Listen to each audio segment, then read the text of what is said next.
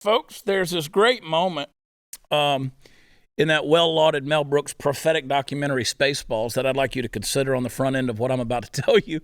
If you'll recall, at one point in the movie, President Skroob runs around shouting, "I don't know what to do. I can't make decisions. I'm the president." So it seems that Mr. Brooks, in writing this comedic masterpiece, was looking forward a few decades into what would become our current administration.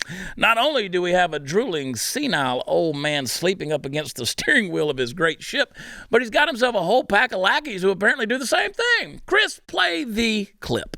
Is there anything we can do in the short term here, Secretary Walsh? Well, I think if you're talking about inflation, I think what's happening here is, I mean, we're in the midst of a worldwide pandemic.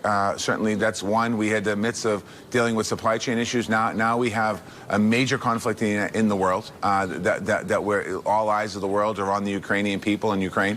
And I think that as we move forward here, and the question earlier, as oil supply gets cut back from Russia, if that's what ultimately happens, we're going to see increase in gas prices. And I think that there's a point here that we have to just continue to move forward. The president has been very clear on bringing down inflation. He talked about it at his State of the Union. But we're living in very interesting dynamic and times that are happening here. So again, there's lots of conversations and lots of actions that will be taken over the next weeks and months. Wow.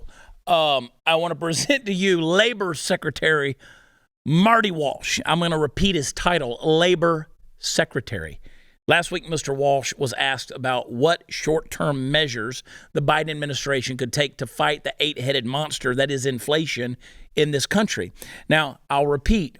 This is the Labor Secretary, one of the main guys who's supposed to have his finger trained on the pulse of the American economy, and someone you'd think might have a few good ideas to throw out. Instead, we got nothing, not a crickets, folks, nothing. The consumer price index is currently sitting at an annual rate of 7.5% as of January, which, as we all know, is the highest rate in 40 years, and that's not even the scary part. The scary part, if you were wondering, is it's likely to only go up for the foreseeable future. If you've taken a gander at the gas pumps lately, you'll see the numbers you haven't seen in a long friggin' time, and that's just at the pump. People are out talking about toothpaste going up past $10 by the summer. Toothpaste. Sure, fill in your hated state of choice. Folks will be fine, but what about the rest of us? So what did our illustrious Labor Secretary have to say when questioned about this? He just blamed it on COVID-19. He blamed it on the supply chain issues and the war in Ukraine. He gave no suggestions, none. He even skirted neatly around the notion that we should cut off Russian oil by suggesting that if we do, we'll see an increase in gas prices. Because as we all know, there's nowhere else we could possibly get oil and natural gas. I mean, hadn't that been what we're talking about?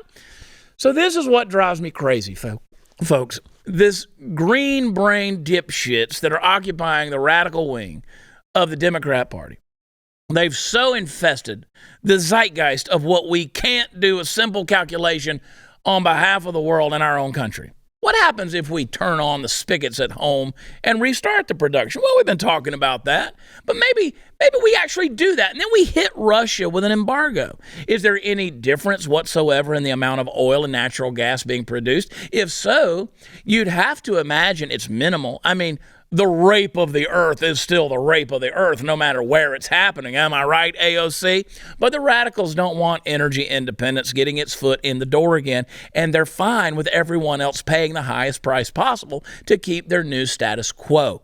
In the here and now, in America, that means paying over $4 a gallon for gas, not to mention all the gazillions of other products made with petroleum products and natural gas for heating, all of which are skyrocketing.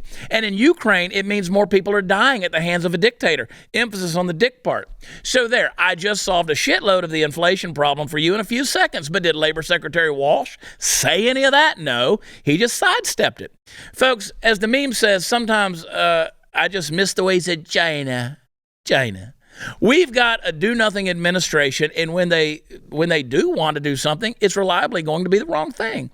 So don't give me this Build Back Better stuff, all right? Joe Biden, all that's going to do is sink the ship further, and at some unknown volume of water, the ship founders and we all drown. Folks, if we make it to November, we got to turn some of this crap around.